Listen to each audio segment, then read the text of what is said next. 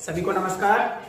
आज हम देखेंगे आज जो वीडियो का दूसरा टॉपिक है, इसमें आज पढ़ेंगे हम लोग सम संख्याएं, विषम संख्याएं, सम संख्याएं, विषम संख्याएं, अभाज्य संख्याएं, भाज्य संख्याएं और सहभाज्य संख्याएं। इनके बारे में आज पढ़ेंगे और समझेंगे। तो सबसे पहले हम बात करते हैं सम संख्या की। किस संख्या की? सम संख्या की। तो सम संख्या में क्या होता है, उसकी परिभाषा से हम समझ सकते हैं। सबसे पहले परिभाषा को पढ़ेंगे, उसके बाद फिर समझेंगे। जब कोई पूर्णांक 2 से पूर्णतः विभाजित हो जाए उसे सम संख्या कहते हैं। ऐसी बहुत सी संख्याएं होती है जो 2 से विभाजित होती है, और 2 से विभाजित होने वाली संख्या को कहते हैं पूर्ण संख्या, सम संख्याएं कहते हैं। क्या कहते हैं? सम संख्या। 2 से विभाजित होने वाली जितनी भी संख्याएं होती है उसे कहते हैं सम संख्या। और जैसे कि यहाँ पे दिया हुआ है 2, 4, 6, 8, 10, इसके आगे भी और भी संख्याएं होंगे। 8 के बाद में हो जाएगा क्लास में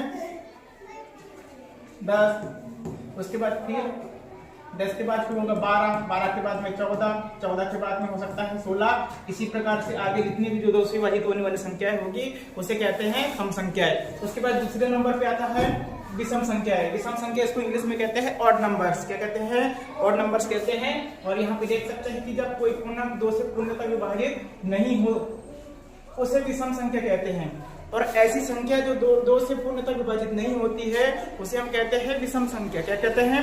विषम संख्या। देख सकते हैं जैसे कि 1, 3, 5 और 7, ये संख्या 2 से विभाजित नहीं होती है, इसलिए इसे कहते हैं विषम संख्या है। क्या कहते हैं?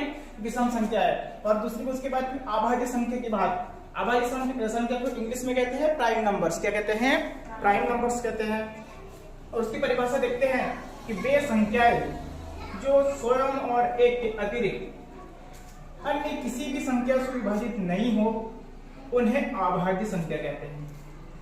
वे संख्याएं एक व स्वयं के अतिरिक्त अन्य किसी भी संख्या से विभाजित ना हो उसे हम कहते हैं अभाज्य संख्याएं। जैसे देख सकते हैं एग्जाम्पल के लिए, जैसे 2, एक और स्वयं के अतिरिक्त किसी भी संख्या से विभाजित नहीं होती है, इसलिए 2 भी क्या होगी? एक अभाज्य संख्या है। उसके बाद 3 को देख सकते हैं, 3 एक और स्वयं के अतिरिक्त किसी भी संख्या से 3 विभाजित नहीं होगी, इसलिए 3 भी क्या है? अभाज्य संख्या है। उसी प्रकार से 5, 7 ये सभी संख्याएं क्या होंगी? अभाज्य संख्या। इसके आगे भी अपन देख सकते हैं 7 के बाद में 11, 11 के बाद में होगा 13, 13 के बाद में हो सकता है आगे आएगा 17, 17 के बाद में 19, 19 के बाद में 19 के आगे लिख सकते हैं 23। इसी प्रकार से जितनी भी संख्याएं होगी जो 2 से विभाजित नहीं होती है और एक और स्वयं के अतिरिक्त किसी भी संख्या से विभाजित नहीं होती है उसे कहते हैं अभाज्य संख्याएं। क्या कहते हैं? अभाज्य संख्याएं। उसके बाद भाज्य संख्या की बात करते हैं तो भाज्य संख्या की परिभाषा समझ सकते हैं। इसको इंग्लिश में कहते हैं कंपोजिट नंबर। क्या कहते हैं? कंपोजिट नंबर कहते हैं। और यहाँ पे इसकी परिभाषा देखते हैं कि वे संख्याएं जो स्वयं और एक के अतिरिक्त अन्य किसी भी संख्या से विभाजित हो उन्हें अभाज्य संख्या कहते हैं। सम संख्या की बात जो है भाज्य संख्या एक व स्वयं के अतिरिक्त अन्य संख्या से विभाजित हो जाती है उसे कहते हैं भाज्य संख्या। ऐसी जितनी भी संख्या होगी वो एक व स्वयं के अतिरिक्त अन्य किसी दूसरी संख्या से यदि विभाजित होती है तो उसे कह सकते हैं, क्या कह सकते हैं? सम संख्या, भाज्य संख्या कह सकते हैं। क्या कहेंगे उसको? भाज्य संख्या कहेंगे। और जैसे एग्जांपल दिया है 4, 6, 8, 9, 9 के बाद में 10, 10 के बाद 12, 12 के बाद में 14, 16, 18, 20, 21, 22, 24, 25, 26, 27। ऐसी जितनी भी संख्या हो जो विभाजित एक या एक से अधिक संख्या द्वारा विभाजित होती है उसे हम कह सकते हैं भाज्य संख्या। क्या कह सकते हैं? उसे हम भाज्य संख्या कह सकते हैं।